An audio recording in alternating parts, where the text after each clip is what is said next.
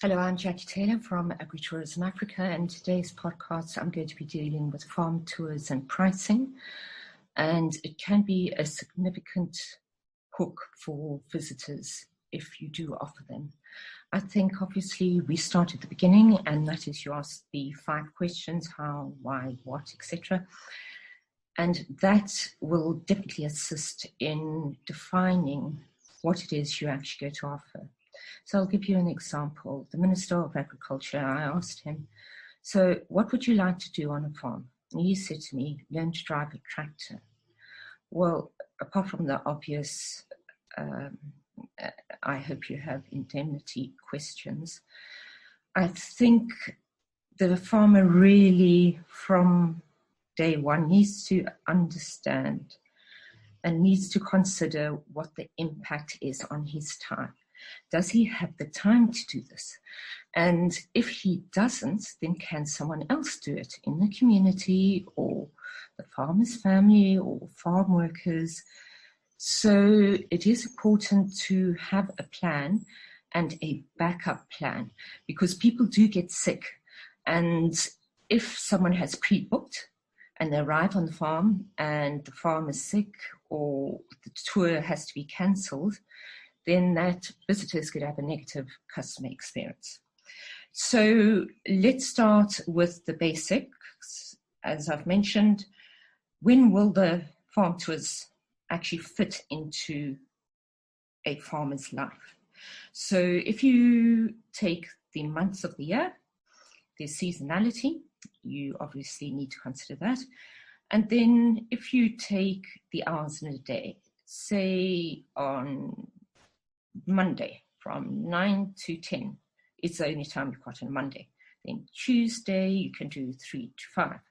But you've got to actually identify the amount of time that you can spend on tours and clearly communicate that. So when we look at the visitors or the tourism market, we need to consider what else that visitor can do on the same day that you're offering your tour. So if your tour is of an onion patch and the next door farmer is offering horse riding through the mountains, people might find horse riding more exciting than looking at an onion patch.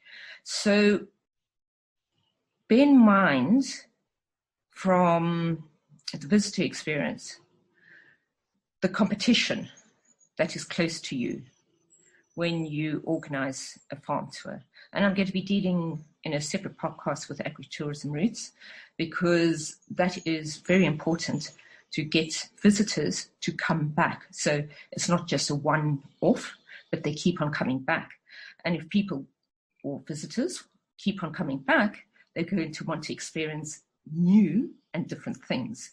That's why marketing plans are ever evolving things. They're not stuck in concrete. I did deal with marketing plans in a different podcast, so I'm not going to go back there. But yes, it does need to evolve. These tours need to evolve.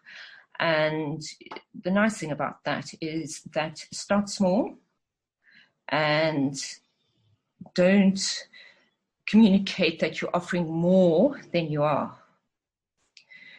Communication is really important, how you present the tours, how you package the tours, and that is going to determine the success of the tour as well. When you talk about pricing, how do you set pricing for tours? Well, it depends what you're offering. If you have a protein farm and you have gardeners that you want to attract locally from gardening clubs or domestically, gardeners ask very specific questions. So you might want to get a guide in who knows about fynbos, and then they can take that responsibility off you. I think the other item I'm going to mention when setting prices is you've got to value your time, and you've got to tell visitors up front, I have 30 minutes, and then you cost or price your tour accordingly. But often these tours carry on and on and on, And it's because people want questions and it wasn't explained to them exactly how much of the farm's time they could have, etc. So you don't want it to become a negative experience. So maybe just say what it is upfront.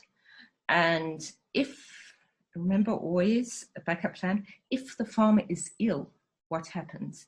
If it rains, what happens? So all those things need to be taken into account. And obviously, how niche is your product? You know, if you've got a product that's really niche, then you can premium price. Wine tourism farms, sometimes, you know, it's difficult to premium price experiences unless you offer something really, really different. So just think about what makes you stand out as a farmer. Maybe it's your personality, you know, and that's a great thing because people relate to people.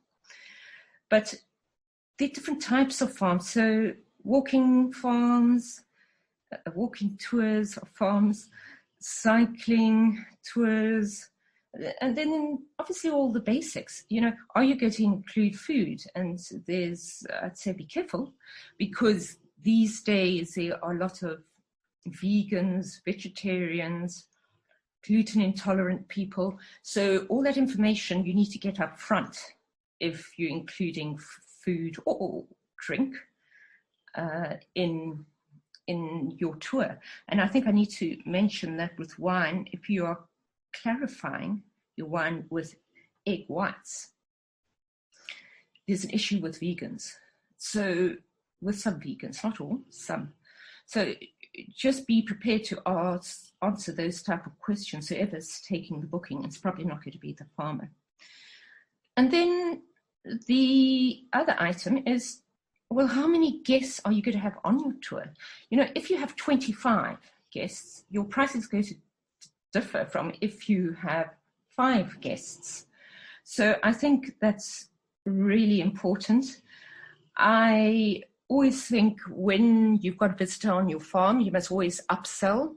So that means if you're selling products from your farm and they're staying overnight for accommodation, make sure before they leave that they actually purchase your products and make sure they're aware of them.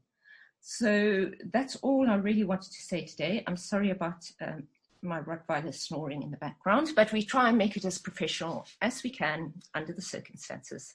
Thank you.